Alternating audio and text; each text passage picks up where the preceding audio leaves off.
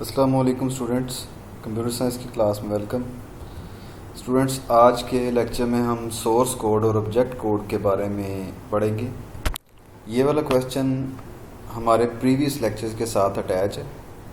Previous lecture में हमने high level language और लो लेवल लैंग्वेज के बारे में पढ़ा था, ठीक है, जो कि प्रोग्रामिंग लैंग्वेजेस की दो टाइप्स हैं, दो मेन टाइप्स हैं, दो मेन कैटेगरीज हैं, हाई लेवल लैंग्वेजेस और लो लेवल लैंग्वेजेस। तो थोड़ा सा मैं रिवाइज कर देता हूँ।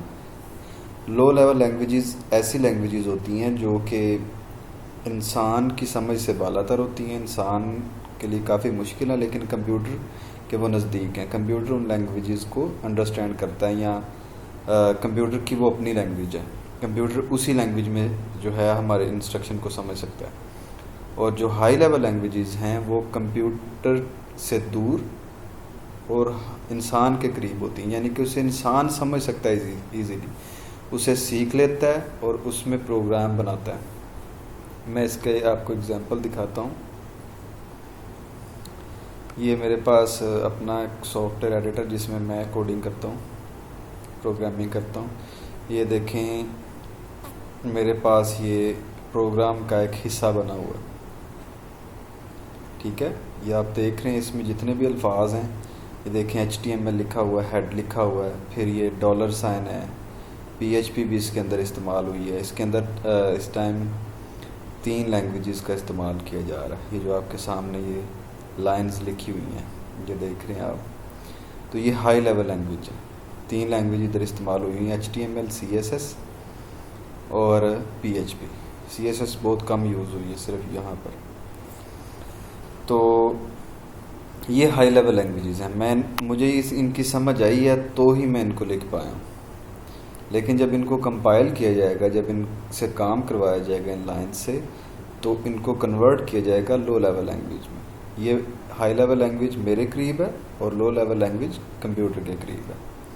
मैं जो हदायत, मैं जो इंस्ट्रक्शन, ये देखें, मैंने ये एक इंस्ट्रक्शन लिखी हुई है आपके सामने, ठीक है।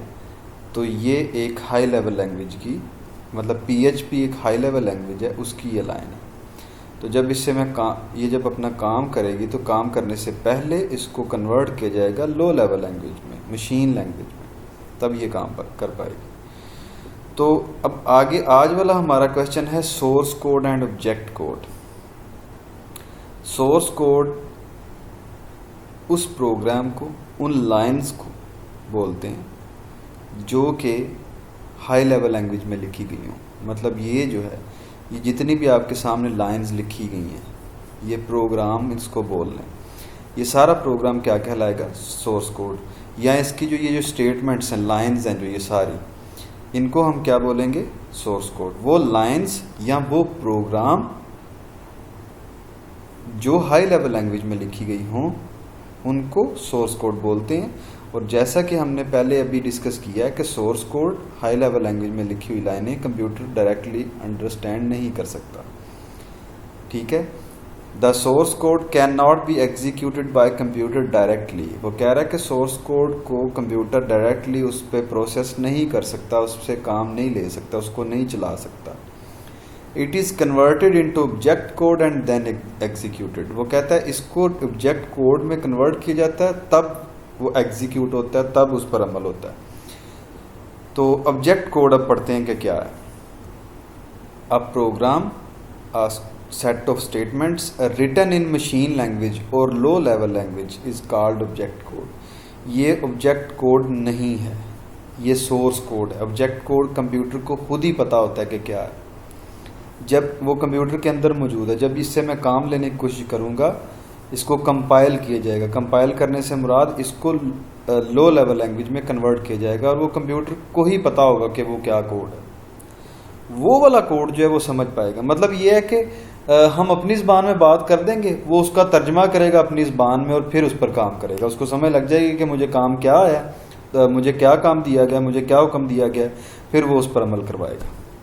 ये होता है। मतलब जो आपका सोर्स कोड है वो आपकी तरफ से है, और ऑब्जेक्ट कोड जो है वो कंप्यूटर की तरफ से है। तो इनमें हमने डिफरेंस भी देखना है कि डिफरेंस क्या है। डिफरेंस वाला क्वेश्चन भी आ सकता है। Source code is written in high level language and object code is written in machine language. ठीक है, ये अभी हम पढ़ के हटे हैं कि source code high level language में है और ऑब्जेक्ट कोड, ये तो ऑब्जेक्ट कोड जो है वो मशीन लैंग्वेज में लिखा जाता है। ये एक इनका मतलब प्राइमरी डिफरेंस है। सोर्स कोड को समझना आसान है, ऑब्जेक्ट कोड को समझना नियर टू इम्पॉसिबल है, बहुत डिफ़िकल्ट है। दूसरा हमारा ये वाला डिफरेंस हो गया। सोर्स कोड चूँकि इजी होता है इसलिए उसको मॉडिफाई करना भी आसान होता है। मॉडिफाई करने से क्या मुराद है? मॉडिफाई करने से मुराद है उसमें चेंजिंग करना। मतलब आपने कोड में देखें, ये सोर्स कोड है, मैं इसमें चेंजिंग करना चाहता हूँ, मैं कुछ भी चेंजिंग करना चाहता हूँ। मैंने इधर लिखा हुआ ना इनवैलिड यूआरएल, तो मैं इधर लिख देता हूँ रॉन्ग यूआरएल। ये मैंने चेंजिंग कर ली, लो चेंज हो भी गया इसमें। It is easy to modify, जिसमें चेंजिंग करना इजी है। Object code is difficult to modify. Object code का हमें समझ ही नहीं आती सही तरह, तो हम उसमें जो है चेंजिंग कैसे करेंगे। फिर दूसरी बात, source code contains fewer statements than object code. वो कहता है सोर्स कोड की जो लाइंस हैं वो कम होती हैं ऑब्जेक्ट कोड की निस्बत, जबकि ऑब्जेक्ट कोड की जो स्टेटमेंट्स हैं, लाइंस हैं, वो सोर्स कोड की निस्बत ज़्यादा होती हैं। अब ये यहाँ पर मेन पॉइंट आता है। देखो, मैंने अभी भी बोला कि यही वाला सोर्स कोड जो है वो कन्वर्ट हो के ऑब्जेक्ट कोड में होता है।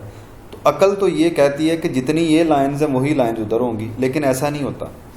उसकी वजह ये है कि हमारा लिखा हुआ एक लफ्ज़ जो होता है वो 8 0 और 1s में कन्वर्ट किया जाता है। मतलब देखें, मैंने W लिखा है ना, तो W को जब कन्वर्ट किया जाएगा उसमें ऑब्जेक्ट कोड में, तो इसके 8 0 और 1 का एक मतलब पेयर बनेगा। ठीक है, वो 0 और 1 की कोई ख़ास तरतीब होगी, पहले 0 आ रहा है, फिर 1 आ रहा है, फिर 0 आ रहा है, इस तरह एक ख़ास तरतीब होगी जो कंप्यूटर को ही पता है। मतलब आप ये कह लें कि इस एक करैक्टर के उधर 8 करैक्टर बनेंगे। तो इधर फ़र्ज़ करें इधर 50 करैक्टर आ रहे हैं, 100 करैक्टर आ रहा है, तो ये जब कंप्यूटर में जाएगा ऑब्जेक्ट कोड में कन्वर्ट होगा तो ये 800 करैक्टर बन जाएंगे इसके। इसका मतलब कि आपकी जो ऑब्जेक्ट कोड में यही वाली लाइंस की तादाद, इन्हीं इंस्ट्रक्शंस की तादाद बढ़ जाएगी। तो ये भी इसमें जो है वो डिफरेंस आपको जहन में रखना पड़ेगा। तो ये सोर्स कोड और ऑब्जेक्ट कोड को शॉर्ट क्वेश्चन के तौर पर तैयार करें और इसके डिफरेंस को भी तैयार करें। जो नेक्स्ट लेक्चर होगा उसके अंदर इंशाल्लाह ताला हम कंपाइलर और इंटरप्रेटर यानी कि लैंग्वेज ट्रांसलेटर के बारे में पढ़ेंगे। इस चैप्टर के एक ही क्वेश्चन रह गए, वो इंशाल्लाह ताला हम नेक्स्ट लेक्चर में इस चैप्टर को कंक्लूड कर देंगे और फिर इसकी एक्सरसाइज को स्टार्ट कर देंगे। तो स्टूडेंट्स, आज के लिए इतना ही, शुक्रिया।